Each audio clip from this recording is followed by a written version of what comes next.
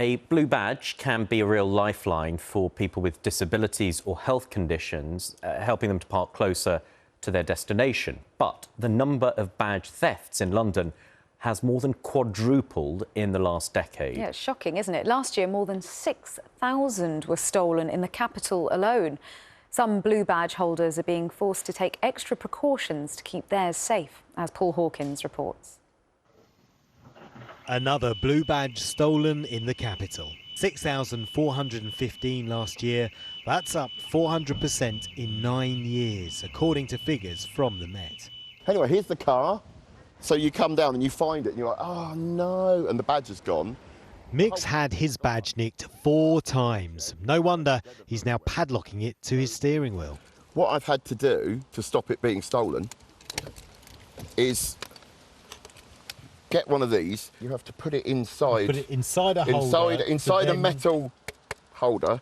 Then you have a PVC like perspex over the top, so that you can be seen. And then so you put that through, and then you lock it to your steering wheel. Since having this, it hasn't been nicked yet. And you'll see on the street there are 2 other blue badge holders just over the road, and they've also got padlocks on. The blue badge is part of sort of being liberated. If I come down and find my car has been robbed and my blue badge has gone, then I'm suddenly much more restricted. And that is really what a blue badge is for, is to open my world up. So what would be your message for the people that are selling them? If you're paying £2 for an out-of-date one and £5 for a one that's in date, which is apparently what they're going for, unbelievably, then surely that's a lot of parking. You'd have to park a lot. We asked the Metropolitan Police for an interview, but no one was available. But they did send us a link to one of their web pages called Prevent Theft from a Vehicle. There's 11 steps, and number 6 is take it with you or hide it. In other words, if it's valuable, hide it from view or take it with you. So how useful is that for you? Not, because you can't keep your blue badge out of sight because it's the thing that allows you to park. That's ridiculous. I mean, what would be your advice then for other blue badge holders? Well, to be honest, one of these padlock systems seems to be the only way forward. The only thing is we need to have a redesign of the blue badge system. My photograph and details are on the back of the blue badge, which means that everybody, the public, traffic wardens, the police, can't see if it's meant to be being used by me. Stealing people's blue badges is one of the things that, as we know, is getting more and more prevalent, so it's actually disabling people more. Paul Hawkins, BBC News. Well, we're joined now by Paul Slowey, who's the founder of Blue Badge Fraud Investigations, which is a community interest company which works with local authorities investigating badge fraud. Good morning to you, Paul. Thank you for joining us. It just sounds absolutely disgusting behaviour, really. Why has there been an increase in this? Why are people taking such drastic action to get hold of this badge?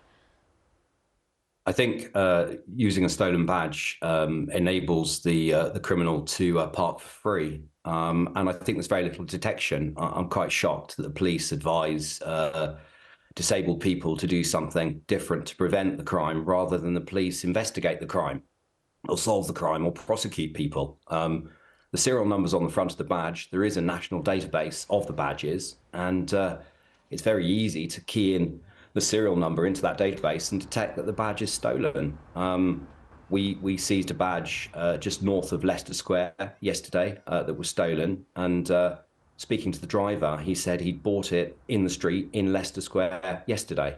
Paul, we were talking among ourselves here about this earlier this morning, and if the cars can be registered to a database for the tax disc, can there not be a similar system where car number plates could be registered on a central database and then parking enforcement could check that, and it removes the need to have a badge on display? The badge is issued to an individual, not to a vehicle. So Mick might go in a different car. He might go out with his friends. Lots of disabled people don't have a car, and they're driven around by friends or family, and family will use different cars. So The badges are issued to an individual, not to a vehicle.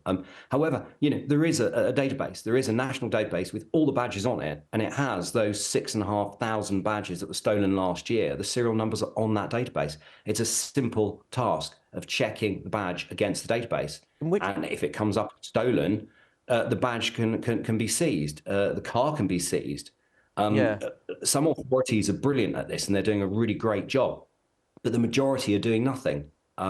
The police are doing nothing. 2 weeks ago, there were 2 cars parked outside a police station with stolen badges, and the police were walking past them all day. In which case, Paul, what do you think the solution is? How can this be stopped? It needs to be enforced. If you actually enforce the law, people will lose the appetite to use a stolen badge. If there's a real risk of people being prosecuted for fraud, which is the offence, they'll stop doing them. They'll stop using them. The courts have got powers to ban people from driving. They've got powers to seize vehicles. And in some authorities, they're doing that. In some authorities, they're prosecuting 200 or 300 people a year. In others, they're doing nothing. I think, people need to raise this with their councils, with their MPs, and say, well, what's my council doing?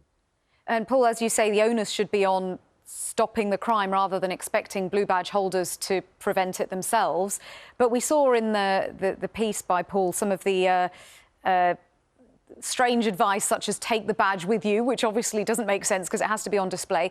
No. So what other advice do you have for blue badge holders to try and minimise the risk?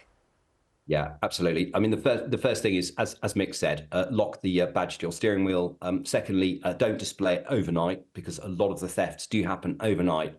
But the emphasis shouldn't be on disabled people to change their behaviour. The emphasis should be on the police and local authorities to actually enforce the scheme and eradicate the use of stolen badges. And, that will solve the problem. I'll give a quick example. When I was younger, they didn't have barriers to travel on trains. They didn't have inspectors on the whole. And a lot of people used to travel on the trains for free. They introduced barriers. They introduced inspectors, and they started to enforce the scheme by giving out fines, and compliance went up. And, we can increase compliance with the blue badge scheme, not just stolen badges, but the misuse of badges if the scheme is enforced. And in some places, it's not been enforced. It's been around for over 50 years. Some councils have never enforced the scheme, which is absolutely shocking. It needs to be enforced. Well, thank you so much, Paul, for taking the time to speak to us about that. That's Paul Slowey, founder of Blue Badge Fraud Investigations. Thank you.